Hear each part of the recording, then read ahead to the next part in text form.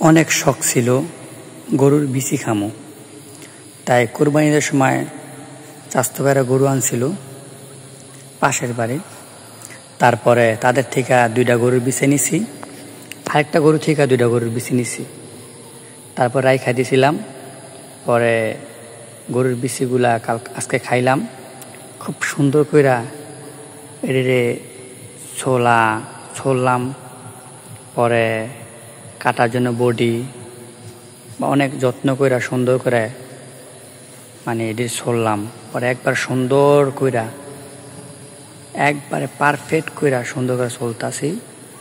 ছোলা শেষ হইলে তারপরে সুন্দর করে ফাললাম।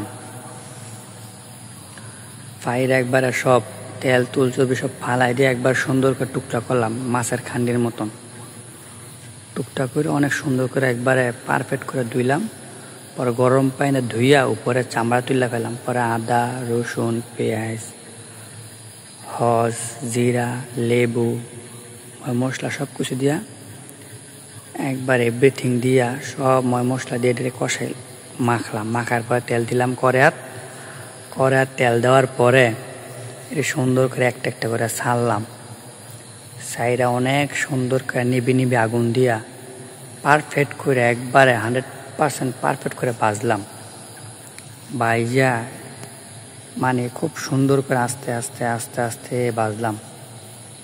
শখের জিনিস না, সবাই খায় দেখছি বা শখ লাগছে, তাই মনে করেন যে ভাজলাম। ভাইজা তারপরে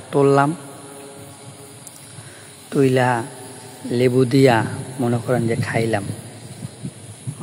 অনেক মজা লাগছে, অনেক টেস্ট, অনেক মজা, যা বলার বাহিরে।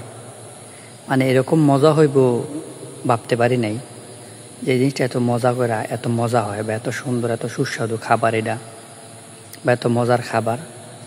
আবার এটা খাইলে উপকার আছে, খুব শক্তি হয়, অনেক মজা লাগলো।